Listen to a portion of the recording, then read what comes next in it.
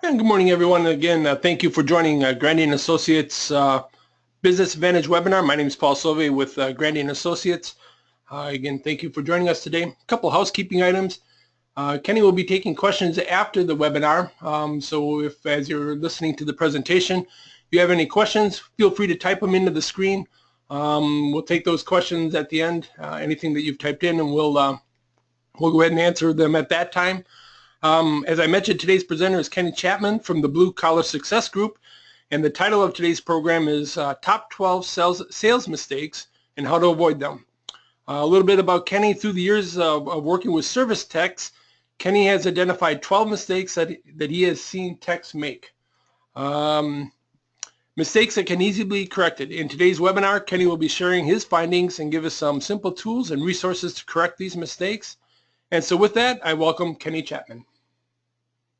Thank you, Paul, and thank you, everybody, for being here. I know that one of the resources we all share as entrepreneurs and as contractors is time, and time is one that's incredibly valuable. So thank you so much for being here. I'm not here to waste yours, here to add value and help you avoid some of these things. So, just quickly, if you don't know much about me, I started in this business in 1994 as a dead broke drain cleaner by myself in a truck, 3 sewer machines, and a 1987 Mazda pickup, and I hated my life. I hated everything about the job, the business, the customers, not to mention the sewage and all these types of things. And I beat my head against the wall for a couple of years, and then I had an opportunity. I used to interview successful people just because I believe success leaves clues, and I got to go to lunch with a guy that said, it's fine if you want to get out of this business, but until you do, be the absolute best at it.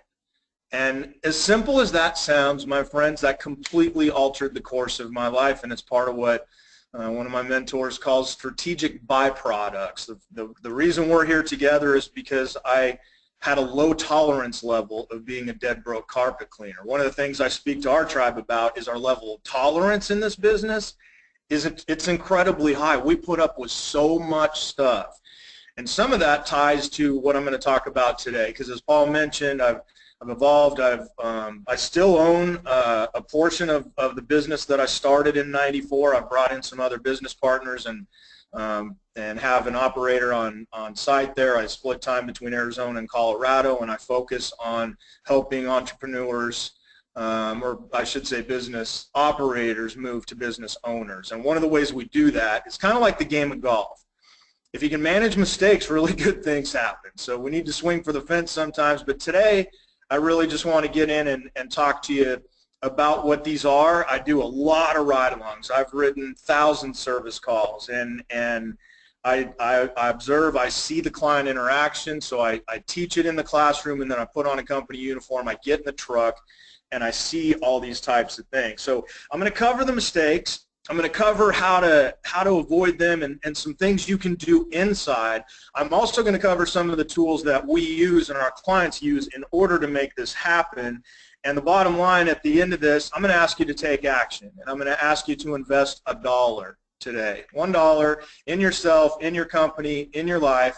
Nothing happens without action. Tony Robbins says nothing's more powerful than a changed mind, and we have some tools that can help you do that.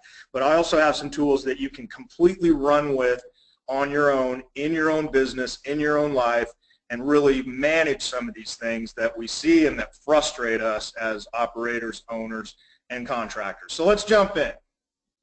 Mistake number 1, talk too much, right? So we see this, and as I watch technicians begin to kind of ramble, right? You just start going off on this tangent. I see it in nerves, I see it with lack of confidence, and I see it with ego regarding product, right? So as we see things change, and they'll continue to change as Google bought Nest, and as systems continue to change in all of our verticals with technology coming on and all the different things that happen, the technicians that really study some of this really want to talk about it. But they don't talk about it from a client benefit standpoint. They talk about it from, the gizmos and gadgets and the things that they talk about in the shop. And so, there's too much technical sometimes. And what we want to do is reel them back in, because silence has value, and they're concerned about that. And one of the things that we do is we preach listening. So if you're talking too much, right? It's the old cliche. One of my business partners, Kelly, talks, you know, the old, you got one mouth and two ears. Use them accordingly, and different things like that. And one of the backbones of our membership is our what we call our instant meeting maker. So I didn't type it all out here. We just abbreviate it to IMM, and that's videos. We have over 60 of those that are videos, 18, 20 minutes, where I teach your technicians. You print out an action guide. One of those is active listening. But I want you to think about types of listening today. And some of you are experiencing this right now. Since I can't see you, Paul and I were talking about video chats before we got on here today. Since I can't see you, some of you are messing on Facebook, some of you are walking in and out of the room, some of you are actually engaged, some of you are sitting with a notepad and a pen, ready to take notes, ready to change your life, ready to improve your business, right? So you've got this active listening when people are really engaged, right? So we think about, say, a dating example, right? When you first are dating somebody, you're just so into them. And I remember the first date with the lovely Christy, I was so into, like, how, you know, where'd you go to school? What was college like? How long have you lived in the area? I'm learning. And now, you know, 10, 11 years later, what do I get? Kenny, I told you that yesterday, right? So the same can happen with clients. And if technicians don't consciously work on this, things get challenged, you know. So active is where we want them. Then you move. There's another one that's passive, right, where you're just kind of coming and going, whatever, not really paying attention. And I see that way too often. And then sometimes we get the technicians that get into what we call impatient listening, right? And that, we all know what that looks like. So, you know, I think that people, when it comes to communication and conversation, I think you're either looking to go deeper or you're looking to escape. And I see too often that clients want to go a little bit deeper, but technicians sometimes want to escape, right? So make sure that your training, your platform, when you're having your meetings, make sure that you're paying attention to how they're listening when you're doing ride-alongs and things like that. Mistake number 2, making presumptions versus questions. Questions set you free. If you're taking notes, write that down. Questions will absolutely set you free. So, you know, when you think about this, several years ago, Christy and I went to buy a new SUV, and you know, and I'm going to tie back to this. I use this slick Willie used car guy for a reason, right? So we all know this analogy is overrun, but I'm going to tie back to it towards the end of our time together here today. But I bring it up because, you know, we upped on a lot. We're driving a very similar car, 2 years older, Denali. We're looking at an Escalade at the time, very similar vehicles, you know, and so we're literally driving a very similar car. And he's a younger guy. I don't know if he's fresh out of sales training. It sure didn't appear that way, and he probably had none. And so the reality is, we get on there, he starts telling us about the Sirius XM radio and how amazing it is, and turn it on and look at all the channels. And we're like, we've had that for 10 years. I don't want to hear about that. And then he goes into all the areas of, oh, you know, look at it's got DVD players in the rear, you know, in the back seats, and you can throw in a DVD and the kids can watch when you guys are traveling. Well, number one, he doesn't know if we travel because he hasn't asked me. Number two, we don't have children. So he's trying to sell me a benefit of something that certainly is beneficial for certain people, but not us, because it's not based on us. It's based on him.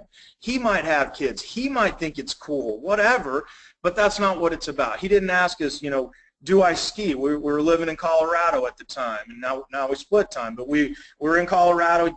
Do you ski? Do you go to the mountains? I was going on a lot of golf trips at the time. Maybe we were taking couples. Maybe the DVD would make sense to me if, whatever, my buddies can play golf games in the back while we're going on a boys trip, you know, whatever that looks like. So when you're working with technicians, understand that the exact same product, take a water heater.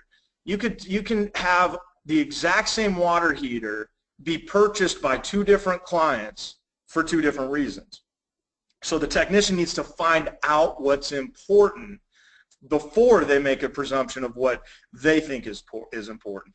Don't spend your client's money. That's ultimately what it comes down to. So we've got videos on profitable relationship questions. Power because is so important. I mean, there was a study done where they went out and interviewed panhandlers, and they took these people that are homeless or on the site.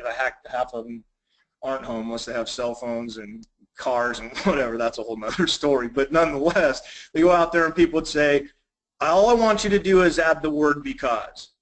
And so it'd be like, oh, can I get 5 cents, or can I get, $1 or whatever. It didn't matter whether they said, can I get $5 so I can go get a pizza? Can I get $5 to go to McDonald's? Can I get $5 to go get a beer? Whatever that was, the percentage of people that gave them money increased 4 to 5 times depending on the situation. So it's very important that we work those into when we're having the conversation with clients, because this is what it's going to do for you. Now, sell me a pen exercise. There's a great exercise I do with when I'm on site with clients, different scenarios with technicians when I'm working directly with them. Try this at your meeting. Hit me up if you want a little help on structuring it and how to do it. But what I do is I tell them, I say, okay, I'm going to have you sell me a pen, and you're going to create the pen and whatever. And so I have them go through the entire thing. And what's awesome is you watch technicians, they have so much trouble coming up with benefits about electrical and plumbing and heating and air conditioning and all this, that's like, oh, there's no benefits and all that. And then I said, well, sell me this pen. And they come up with all kinds of stuff. They go right underwater. Well, we had a $100,000 presidential pen that Ronald Reagan signed in, bills into office, whatever. It's just like they get so creative. But then I come back and I ruin them at the end a little bit, because I say, you know what? Several great presentations, that's all good, but I wouldn't buy a pen from any of you. And they're like, well, what do you mean? Because I'm looking for a pen to prop the window open in my office. And you just watch them. If you pull that exercise off right, you will change some people's minds about sales. Because they'll go, wow. I mean, they make amazing presentations because it's safe. It's not about their product. It's not about, and they can, they can make it up. But then when I come back, because none of them asked me a question, they created the pen that they wanted to sell me. They never asked me what kind of pen I was looking for. Implement that into your training and your communication. Number 3, we don't explore budget or goals enough. Like and that, again, that ties back to questioning, and certainly, we have to be careful here, and it can be a little bit of a slippery slope, of course, but the reality is you need to work these in, not at the door, not immediately, but as we're going through. We teach a 12-step ultimate client experience. And as we're getting into step 3, step 4, step 5, I want to start understanding what the goals of my client are for that day. Am I there to just do a broke, fix, repair? Am I there to drop off an estimate because they're going to get 3 or 4 more looks? Am I there because they want this thing done forever and price is not a concern? Of course, we don't hear that very much, but you know where I'm going. So the point is, we've got to look at this a little bit and see, kind of where they want to go. Case in point, about 2-3 months ago now, one of our HVAC technicians at the company I own in Colorado went out. Client wanted to they were selling the home, and they wanted to add ducting into the garage because they had finished the garage, but there was no conditioning in it. Therefore, they won't count. The realtor won't, or they won't count it as livable square footage. Well, they wanted the square footage to count for the house. So they got to get air conditioning in there. Okay, cool. So my tech goes out, and a great tech, one of our top guys, he goes out and he goes through the whole thing, learns what they're wanting to do, all this stuff, goes back, puts it all together. Quite an intense estimate. It took him several hours to pull everything together, what it's going to be. We had a couple different options. We had a mini split option, and then we had some ducting coming in option and different things. And we're $4, $5, $6 grand, whatever the number is. And the lady goes, "Oh my gosh, I thought it would be like $150." And so, right, so all of you on the line, some of you are chuckling, and why? Because it's true, and you've experienced it too. So point being, if he would have just dropped a subtle question early on, like, okay, do you have a budget set aside for this? You're getting ready to sell the house. You're going to recap it back. Do you guys know what you're trying to get this done for? If she would have said $150, we could have saved everybody's time, right? So be mindful of this. We've got video training modules on solution focused service. That's what it's about, solution focused. We're not in the broke fix business. One of my first mentors, Frank Blau, taught me a lot about this business, and I'm carrying his torch in my direction the way that he kind of tapped me to. That's, it's about changing our mindset from the broke fix client. We used to wait for something to break, go out, bring it back to the way that it used to operate, and then drive away and wait for something to break again. Now we're in the solution business, contrast selling, how you sell up by selling down, how options play against and work with each other to help your client make a good buying decision. So what you can do in your shop is work on reinforcing agreement questions as they're going through their sales process. So agreement questions. If we I'm a drain cleaner at heart, as I started there, and as we scaled, I never learned the HVAC and plumbing like technical side. I learned how to operate it, market it, sell it, and deliver it effectively. And so drain cleaning, you walk in, I can swim laps in a septic tank and it doesn't bother me. I should just, don't cut your finger and show me any blood, I'll pass out on you. But the reality is that stuff doesn't really bother me. And I watch technicians, clean a drain without gloves on and then grab a burger. It's just unbelievable. But point is, they're hardened for this. So we've got to look at agreement questions. When you walk in and see sewage in a bathtub in a basement, and Miss Jones is there, that is like horrific for her. And for us, it's like, oh, okay, main line's plugged. Do you know if you have a clean? I mean, that's all. It's so easy. What we need to do is work for agreement questions. Like, oh man, that must have been really frustrating having the sewage come up in this tub, wasn't it? Absolutely, she says. That's so annoying. And man, I noticed, you said you had 2 small children. This can't be good. No, this isn't good at all. Okay, so if this is something that I could make go away forever and this will never happen again, that's something you'd be interested in, isn't it? And she's going to go, well, yeah. Or she's going to go, well, yeah, but I don't know how much that's going to cost. And I'll go, okay, no problem. We'll get to that. But I just wanted to kind of know where you were at with this. Bam. Opening them up to realize what's actually going on. What are you looking to accomplish today? Simple, concise, and completely underused in the field. So we wait until we sit down at the table, which is like the arm wrestling match that the techs feel like that's the most uncomfortable part. I watch physiology change. I've thought about trying to have them wear those heart monitors. My lovely wife had some challenges last year with her health, and she had to wear one of these things like, where the monitor her heart for 24 hours or whatever. I want to put one of those on technicians, and I want to see their levels spike when they sit down to talk about price, right? So if we understand early on and understand lip service, some clients are going to say, oh, I just want the broke fix. Okay, fine. I'm still going to offer you a replacement or an upgrade because that's part of my responsibility as a professional in your home. Number 4, allow maybe over getting straight to a yes or a no. There are so many maybes out there, and you can't spend maybe, and you can't move on from maybe. And when we look at this, it's like there's a lack of focus on our part and our technician's part.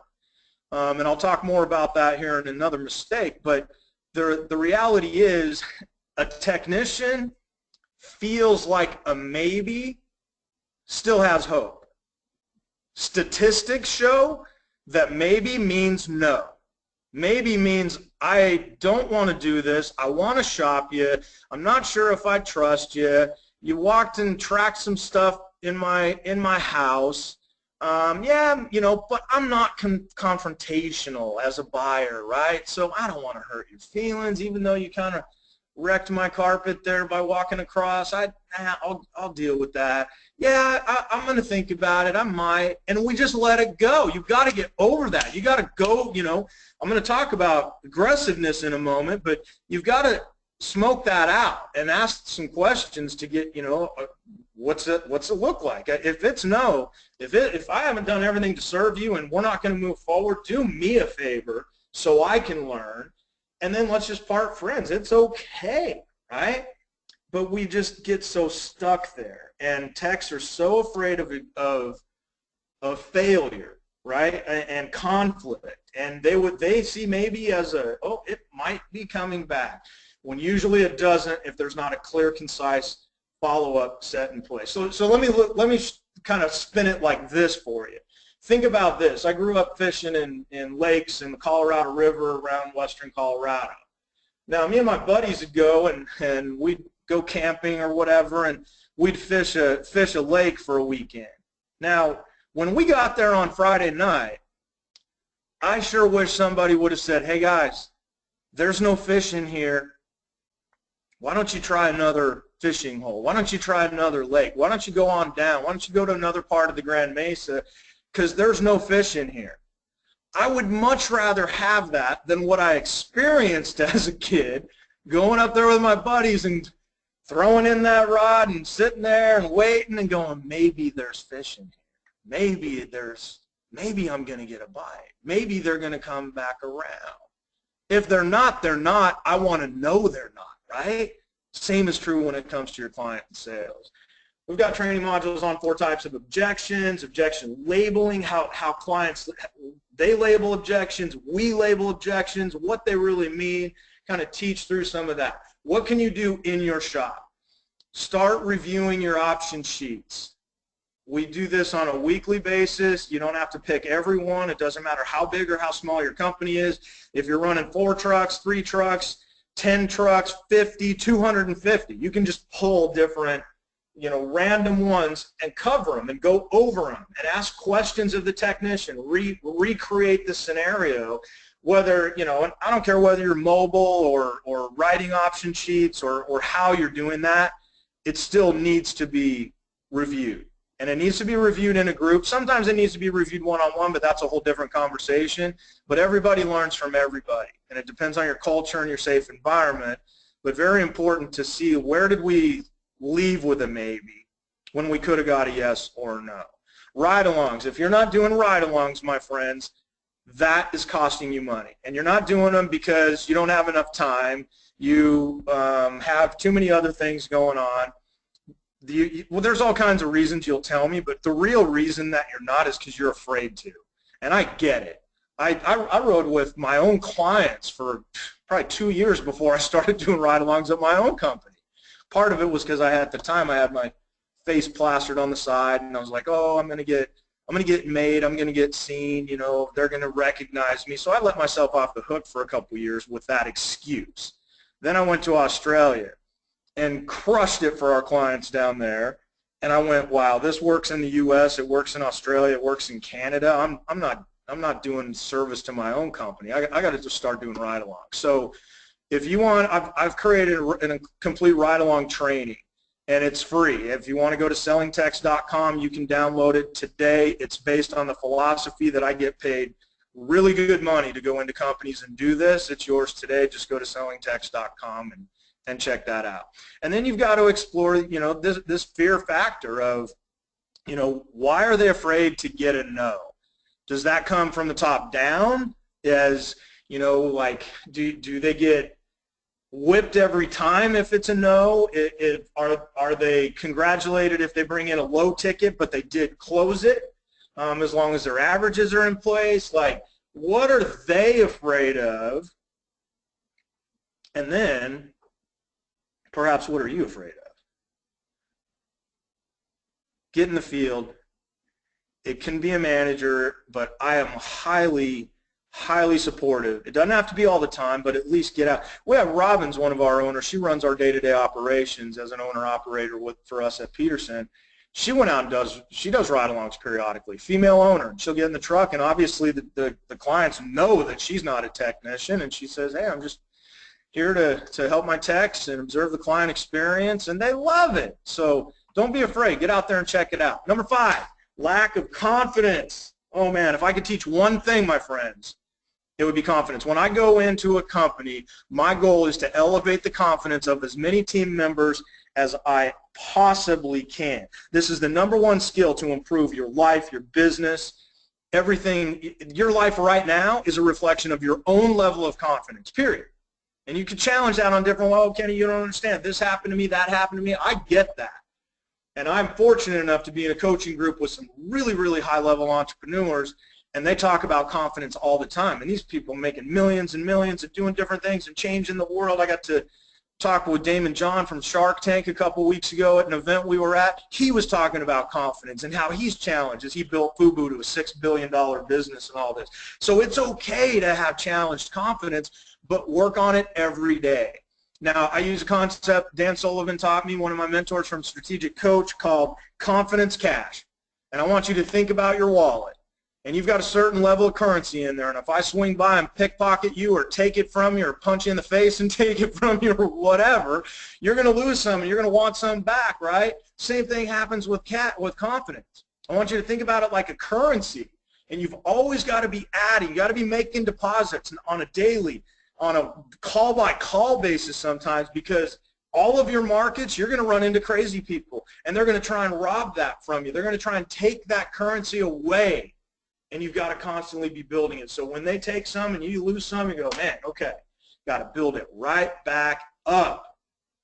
We've got an instant meeting maker on building confidence, specifically our online school. But here's where I want you to think about this too, is when you're exploring skill practice and doing exploratory skill practice. Now, I'm big on transformational vocabulary because I think that words turn into feelings and thoughts, and what those turn into, if you take action, it ends up changing your life. And so I don't like the word role play. I never have. I wasn't in drama club when I was in high school or whatever. I was a jock and whatever, and I wasn't in the plays and all this. And then when I started getting into coaching and speaking and their role play, I'm like, that's not me. Well, skill practice, oh, I'm an athlete. I get that. I've got to practice my skills. I've got to elevate my game. Technicians resonate more with skill practice. They're still going to fight you on it, get up and play the customer and do this, but it's incredibly powerful and sometimes a very underutilized opportunity. So again, that ties back to your own level of confidence, because for you to get up and do it, think about this. When I first started coaching and training big companies, I went to about a $50 million company. And I had all these technicians in the room, and there was 2 owners. And I was teaching a sales process and went through and all that. And I got to the point. I said, okay, who wants to go first? We're going to do some skill practice. And the 2 owners of a $50 million company got up and said, we're going first. And they got in front of that room and they practiced. They don't run service calls. They run a $50 million company. Oh my gosh! But it was so important to them that it's a part of their culture, and to teach that first-year apprentice, look, we're willing to do anything we're asking you to do. So you got to dig deep sometimes, but check in when it comes to how you're doing skill practice at your shop. 6, lack of belief. Biggie, biggie, biggie. By the way, I probably should have mentioned this early on.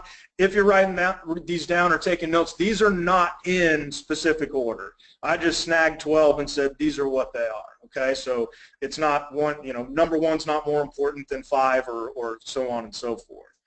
So lack of belief.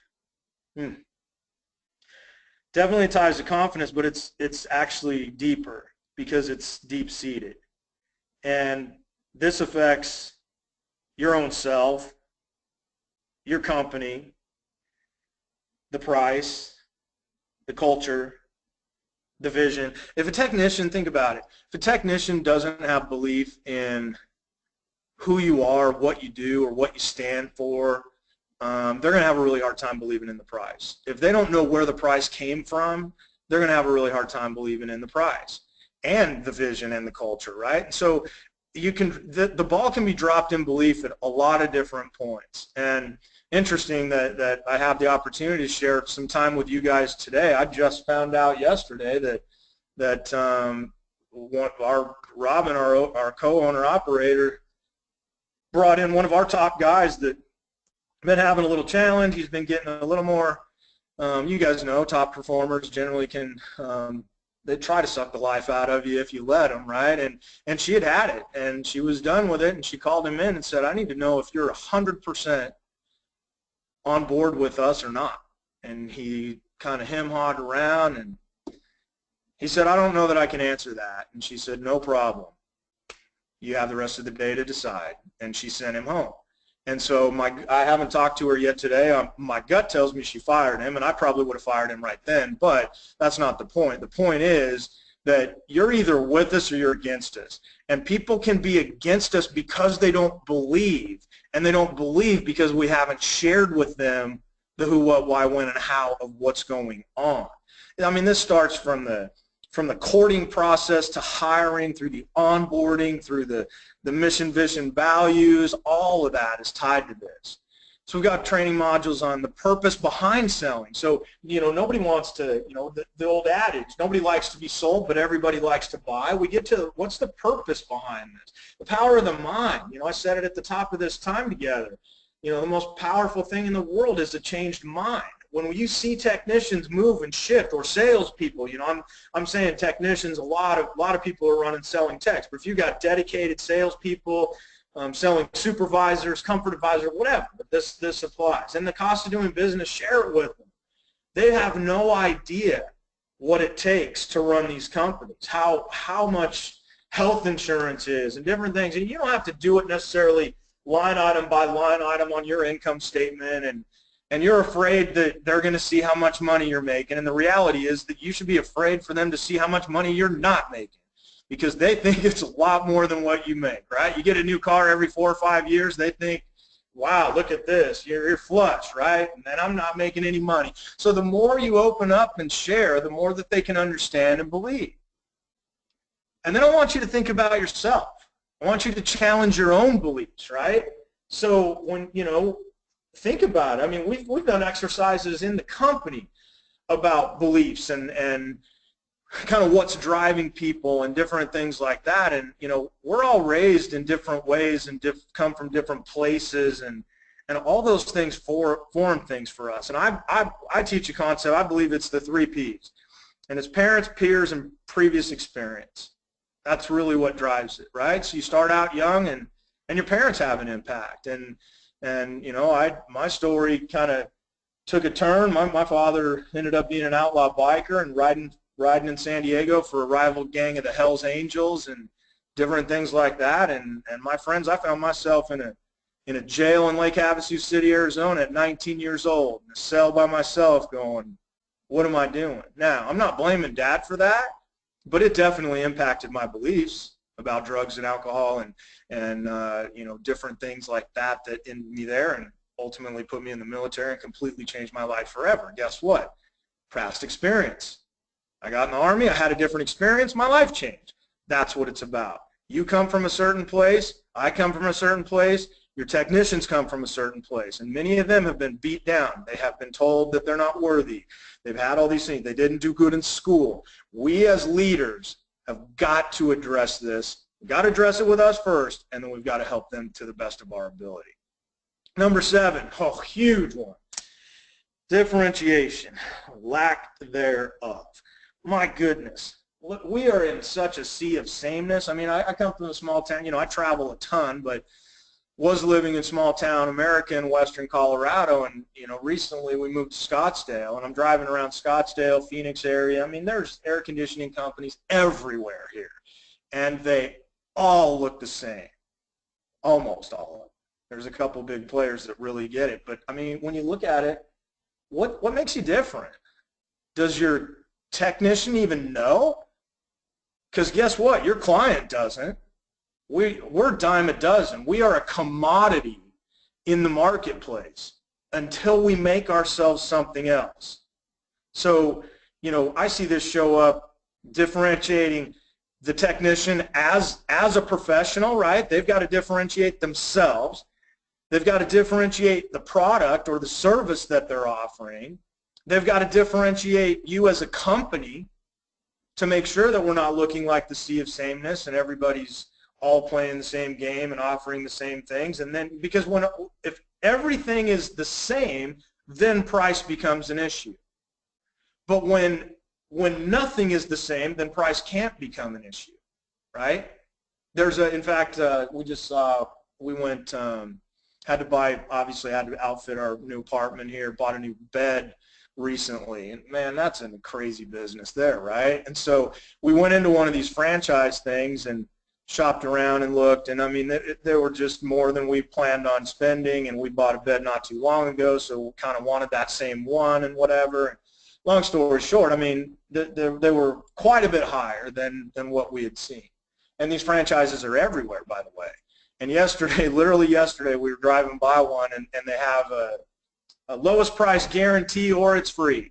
And I said, look at that. And Christy's like, how's that? You know, what the heck are they thinking? I said, well, guess what? Because they're probably having stuff privately made for that franchise. There is not another product. So they can differentiate and say, look, there's not one. You can get not one you bought, same maker, but here's what's different about ours. That's the power of it, right? So be mindful of those things. We've got training modules on high standards. I did a thing with our titanium coaching group yesterday, our high-level group that gets together every week. Had 3 words: raise your standards. And when you get yourself first, and then you get your technicians and your frontline team, your CSRs, DSRs, warehouse, and when everybody starts raising their standards, really good things happen. And then, of course, strong impressions, like that's very important, as technicians don't sometimes pay attention to that or see that. So here's an exercise I want you to do in your company. Make it totally worth it. Just have everybody come into one of your tech meetings, and if you're not having tech meetings, have them. But don't meet just to meet. I mean, our company meets 3 days a week on a normal week, and we structure them different. We have different trainings, but we're very invested in our team and our people. Now, bring them in and just pose this question and just start roundtabling it, have them jot some down, have them work in small groups. If you're a bigger company, whatever that looks like, you know, you can hang some flip charts on the wall even and have different categories and say, what makes us different here? Like, what makes us different in customer service? What makes us different in product offering? What makes us different with training and education? What makes us different with warranty and guarantees? What makes us different? See, and have them do it, though. And you can guide it and you can seed it, but you don't want to answer all these, because 2 things are going to happen. One, you're going to find out where their heads are at. And if they have a really, really hard time, guess what? Your client doesn't have a clue what makes you different. You got to make this important. You've got to make it, you know, you've got to kind of make it a must in order to get this to happen, okay? So don't underestimate the power of differentiation. People buy for differentiation. 8, they don't see themselves as doctors. I mentioned this earlier, but this is, I get passionate about this one because I believe in these techs so much. I mean, after an on-site when I was in Montana, if you're in Montana, I know Paul's up in Wisconsin right now. We were just talking about Green Bay a little bit ago, but if you're in Montana, you're there because you want to be. You didn't just happen to stop by or end up there or whatever. You're there because you want to be. And these techs I rode with, I mean, they were just unbelievable people. And I wrote a column for Plumbing and Mechanical Magazine after that on-site called Technicians Are the Salt of the Earth. Check it out online. I'm sure it's in the archives. But the reality is technicians need to see themselves like doctors. And we were taught, and I was taught, and you were taught, that there's professions and then there's us. And we got into this trade because either your family was in it, you stumbled in it, somebody had an offer for you, so you started, or you said, I'm not going to college, I'm going to trade school. And all these things were robbing your confidence and challenging who you are as a person. And I want you to see them as professionals. I want you to see yourself first and foremost as a business operator that's turning into a business owner, 2 very different things. And I want your techs to see themselves as absolute licensed professionals. They've done as much schooling as doctors, and doctors don't necessarily get it. And I'll mention that in a moment. But I was actually, crazy enough, I was in Phoenix here several years ago, and I was doing my own technician training school. We do a live school, public schools. And I had maybe 40, 50 techs in the room, and I very rarely watch the news, but if I'm in a market for the first time or haven't been for a while, I'll kick it on and see what's going on locally, you know, just to kind of know a little bit. So I was watching the news while I was working out that morning and before the class, and and it was the day that, or the government was shut down, right? So you remember that a few years back, the government shut down. They closed the government for 2 solid weeks, right? After last night, I think some of us might want, okay, never mind.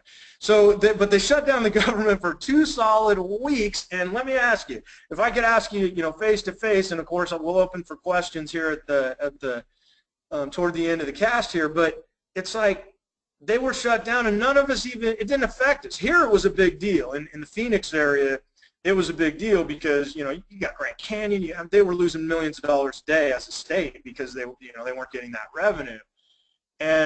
But if you didn't have a family member that was furloughed or you didn't directly work for the government, it really didn't affect you that much. And I got these technicians, and I went, here's the thing. Let's not take a sewer call nationwide for 2 weeks. Let's not respond to a no cool or a no heat nationwide for 2 weeks. Let's not go to a no power call nationwide for 2 weeks. None of us run a service call anywhere in this country for 2 weeks. What's this country look like? And these kids looked up and they went, I said, they were like third world countries. I said, that's right. But guess what? You could shut down some healthcare stuff for a while. You can shut down, you can't have the hospital without us. You can't have a doctor without us. So we've got to elevate them. We've got to raise how they see themselves. And they are actually the doctors that allow doctors to do their work. We got training on expert status. That's what it's about. You've got to show them. So I teach a whole concept on that in that training. Solution focused, we're talked about that. Personal connection, got to have personal connection in there. So think about, the prescription without the proper diagnosis here. I mean, that's a crazy thing, and obviously it happens, and we see, you go to the doctor, and I mean, they have to ask you some questions. They have to learn. Now, they don't have to because they don't, but we got complete different diagnoses on Christy when she had her thyroid challenge last year. Totally. And fortunately, we don't accept the way the mainstream runs or operates, and we did different things and found different answers. But if we just took that, so my point is, doctors don't have it all figured out. I won't even get started about lawyers and accountants and all that stuff, but we need to raise their awareness on this. Lack of follow-up, huge, huge. I mean, this comes from, I don't care whether it's the tech doing it, well, I do care because there's certain ways I like to see it done, but regardless of how you do it, figure out doing it. And, a lot of systems that work well, the tech has, if they set a follow-up at the end of the call, which they should be doing, if you get that all infamous maybe, excellent, set a follow-up time you can call, time you can come back, whatever that looks like. If that time expires, then the company takes it over. And you have somebody dialing for dollars and making follow-ups on proposals and doing different things. I got a client that's doing about $4 million a year, and $1 million of it is coming from follow-ups.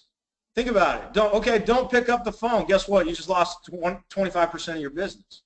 It's unbelievable that we allow these things to happen. So set follow-ups times. You've got to have the desire, and they've got to have the understanding. The technicians feel like, oh, I ran it, it's done, it's over. No, it's not. If it's not over until you get a no. And that's where I want. If I don't get it at the door, then I'm going to follow up. No different than when we talked about yes versus no versus maybe. And then you got to think about your after unit marketing program too. So we break marketing at Blue Collar. We talk about it in before unit, during unit, and after unit. Most of us spend 95% of our marketing budget on the before unit trying to get the phone to ring. Then we go through the during unit, the sales process and all that. Okay, we invest a little bit there, and then the after unit. We're not sending newsletters. We're not sending follow-up cards. We're not sending thank yous. We're not sending, so you got to be mindful of that. And I created a training based on our own company. We increased reviews 300% in 6 weeks by making a few simple tweaks, a few simple things that can totally impact this. Number 10, prejudge. Okay, let's talk turkey here. There's no such thing as this. And you're going, well, wait a minute. I've been telling my techs, don't prejudge the call. And I could walk into your market, and it's easy. I go, what's the zip code? They're like, what do you mean? So what's the zip code? Well, I don't know what you're talking about. Well, everybody's got the zip code where nobody wants to get the call. Nobody wants the page. Nobody wants to see a dispatch with this zip. Oh, and then they start throwing them, oh, yeah, it's 81520. It's that, you know, it's 81520 in our market is why I say that. So you look at those things, and for 10 years in this business, I taught don't prejudge. And then I was on a ride-along outside of Philadelphia. I taught the whole don't prejudge a call, just go run it with an open mind every time, every way, the exact same time. And we rolled up on this house, and there was a for sale sign in the yard. And Kenny went, oh, inside. I went, oh, man, the house is for sale. I'm only here for a few minutes, you know, I mean, a few days with these people. I want to have the, you know, the best swings possible to see the actual, this one's for sale. So I didn't say anything, but I caught it. And the technician, what was really cool, the tech saw the sign. He looked at me, he goes, don't say a word, let's go. And we got out, we went and we ran the call. It was a free tune-up call that turned into a lead that's turned into a sold furnace. So what's my point? My point is we all prejudge. There are studies that say you prejudge or you judge 14 things about a person you meet in the first 3 seconds, right? So what I teach now is catch it. When you catch it, so you get the page 8152, oh, man. All right, it is what it is. Hey, let's go. Let's go do the best we can with it, right? So that's where our instant meeting maker about the importance of a process within your own company, within your own technicians, whatever you're teaching, they have their own variation, trust me. I see too many times. I teach my own and they have their own variation, right? So, and then the other thing, consistency. I was talking to a sales manager of one of our clients actually one of our larger clients, and we work with a ton of small, a ton in between, and some larger ones, and this is about a $30 million company. And I was asking him what his biggest challenges are, and he said, man, Kenny, it's consistency. I said, wow, that's interesting. I work with companies that are just adding a truck, one guy adding a truck. What's his challenge? Consistency. 3, 4 trucks, what's their challenge? Consistency, right? So be mindful of those things. That's a great training I would encourage you to use. Prejudging versus conscious awareness. That's the thing. When you judge it, it takes conscious awareness to catch it. And then progress and practice, reinforce those wins. You know, so those markets, when somebody sells, you know, when you have a good sale or you have a good client or something happens in a zip code, and it's not just about the zip code, it's about judging the person that when they hit you at the door and go, oh, I don't have any money, I'm not buying today, I'm not all that, you know, whatever. You've got to be aware to move on from those. 11, being too aggressive. Now, I'm going to tie back to the whole car thing for a moment, right? So the reality is when you're, you know, what's too aggressive mean to a technician? That's a great question to ask, because, you know, they get pushy. Like I mainly see this from top producers. Why? Because they have the highest level of confidence. Why? Because they have conditioned success by asking for the sale, by different things. But then what happens is they get into their own kind of success, right? And success you can let your guard down, and I see it. Some clients have me come in and work with brand new technicians, and then the technicians that have been there like 8, 9, 10 years, if they have that many, or that old, like 6, 7, 8 years, whatever. The ones that have been there a long time, because the ones that have been there a long time, they get in their rut too. And so if they get in a rut and they want to sell, and sometimes they need to sell, depending on your situation or what that looks like, it can end up coming across too aggressive. So we teach a concept, simple, effective presentations. It's just keep it simple, but keep it effective. You know, why do we use these used car analogies? Because we don't understand them. It gets a bad rap, but what's interesting, I've got a friend of mine that's actually he's in the major car business. He owns a Chevy dealer in town, and they bring in sales training and different things, and the reality is that process works, or they wouldn't keep using it. Now, doesn't mean that I'm a fan of it, doesn't mean that I'm going to subscribe to it or teach it or anything like that, but when you're too aggressive, you turn people off. So when else does it show up? Your top techs, like I said, if you're on a commission base or incentive pay of any kind, they're used to making their money. Maybe shoulder season, it slows down a little bit. They're not getting as many swings. school time comes, whatever those look like, they feel pressure, boom, they get too aggressive. Why? Because they're too numbers focused versus being client focused. Now, last one. And you're like, what? Wait a minute, Ken, you said 11 was too aggressive, and now 12 is not aggressive enough, and that's right. And that's the one. The too aggressive one is, I don't see it that much, but it is something to be mindful of and to watch out for, but not aggressive enough. I see this all the time. Every company I go into, it, many of the techs that I ride with, and this is about just asking for the sale. I mean, one of our 12 steps is about that. You just got to ask for it, right? And this takes confidence, because there's, I tie back to that confidence piece, because there's, an aggressive, again, transformational vocabulary. I'm using aggressive with us here on the line, but they don't want to be aggressive at all. Obviously, I want them to get the sale. I want them to ask for the sale. All around the customer service delivery concept, I'm not just talking sales here, it's the entire process, but they don't want to come across pushy, and they don't want to come across like that guy that, whoops, where am I going? This one, right? They don't want to be this. And sometimes their perception is your top techs are doing this. They've ridden with them when a top tech asks for the sale and the tech riding with them isn't comfortable enough with it, and they go, oh, I don't want to do that. So then they go, oh, I'm just not going to be aggressive enough. And it's tied to confidence. It's tied to belief. And I tie it to responsibility, okay? So here's the deal. I think that if you believe in your product, your service, your offering, your company, if you believe that it's absolutely the best value, then I think you need to get aggressive about asking for it. In a couple minutes, I'm going to ask you to spend $1. Why? Because I believe that will change your life. I believe it's my responsibility to ask you for that $1, because if I don't, you're not going to get exposed to opportunity to change your life, and that's part of what I do. So we can tie it to plumbing and heating. We can tie it to whatever, but if you believe in your product, then it's your responsibility to do everything you humanly possibly can to get your client to invest with you. We teach a concept called the 6 C's of delivering options when you're sitting at the table, when you're working through. You don't have to be pushy. Aggressive and pushy, two different things. How bad do you want it? That's one that we teach, where I draw out from the technicians. I get great feedback on that, because they've got to turn it into a want, not just needs. And of course, like I said, they're afraid of being too pushy. Think about this. Where do you want to go to lunch? Well, I don't know. Where do you want to go? Oh, I don't know. I had tacos last night.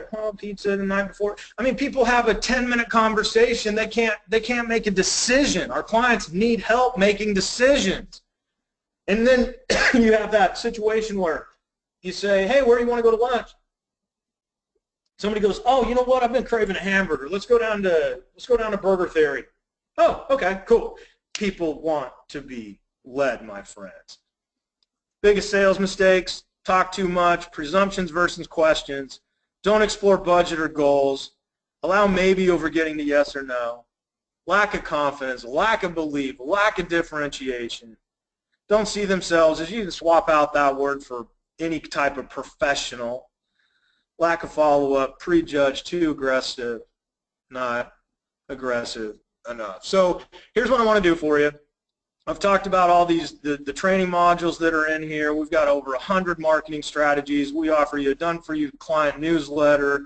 Many of our clients that already do a newsletter or have their own system use this for blog posting, Facebooking, or social media, different things like that. We've got leadership resources, train the trainer stuff in here, whatever. There's a lot in here, but today, for $1, it's yours. I want to give it to you for an entire month for just $1. Go to bcsgdeals.com. and off you go. You get it. And here's the deal.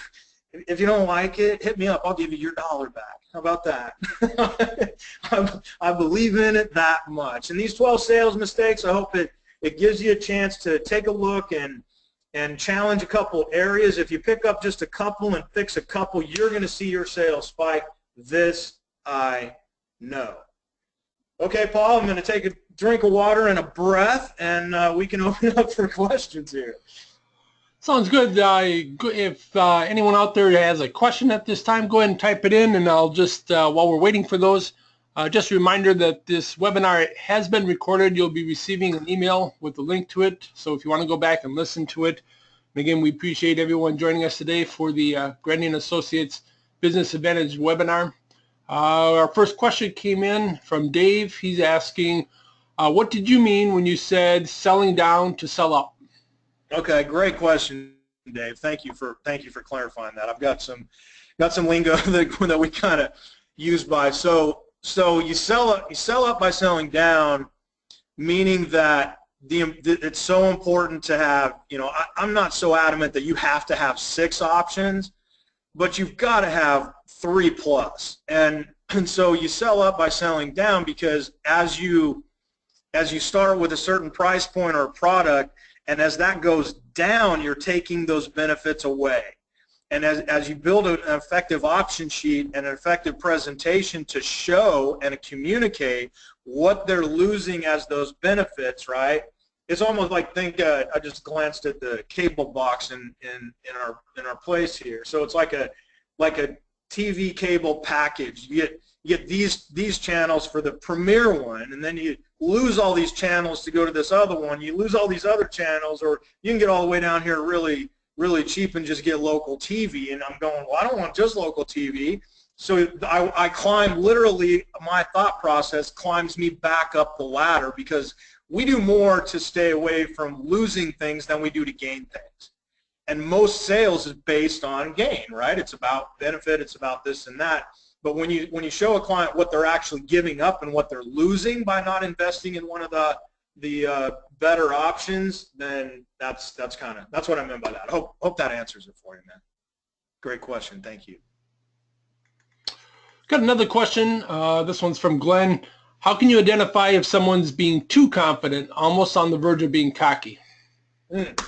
That's a phenomenal one too, Glenn. Thank you. So that's what I teach live, is that there's major difference between confident and cocky. And the challenge is what happens in the shop, right? So many times the top techs come across cocky to their friends, because they're the ones that are talking smack, and they're, look at what I did, I had this sale, I made this dough, I bought this motorcycle, whatever, and they're the showboater. And that's one of the reasons they're successful in sales, is because they're confident. So what I see, even within our own company, a tech that we had for several years, that we ended up brooming him because he did get cocky with our team.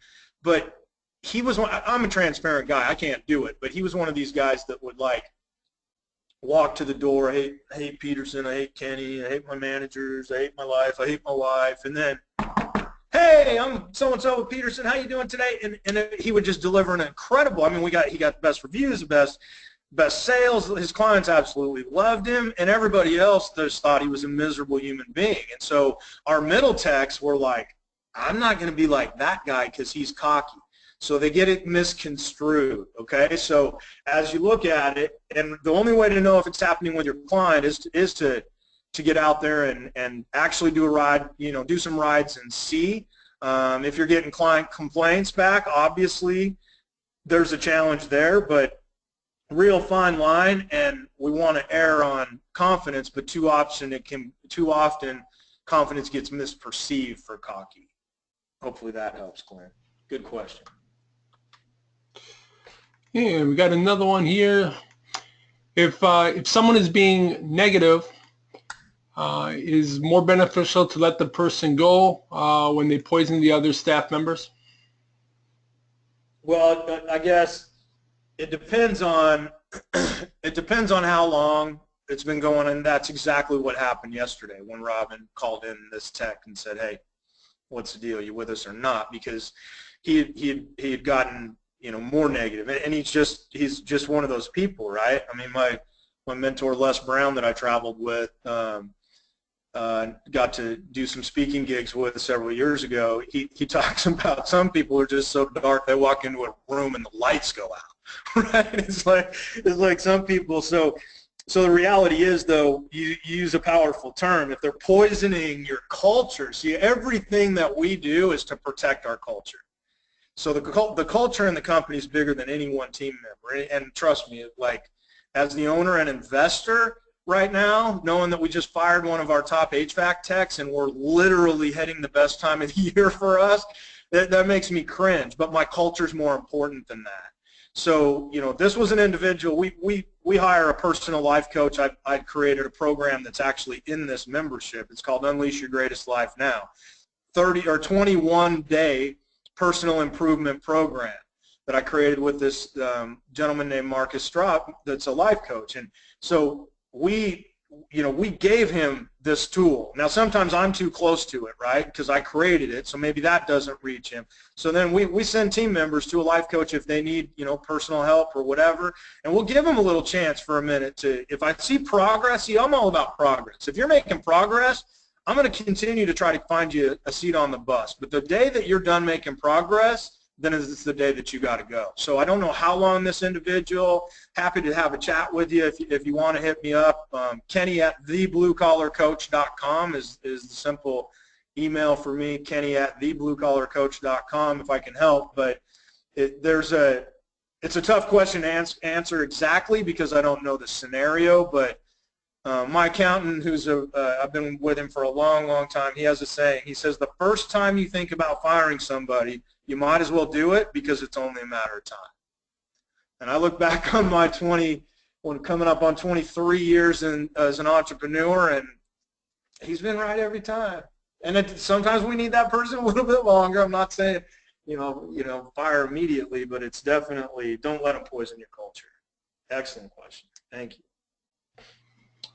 You got a big thank you from Glenn on that one. I think you hit the mark. Great. I'm not seeing any other questions at this time. Okay, fantastic.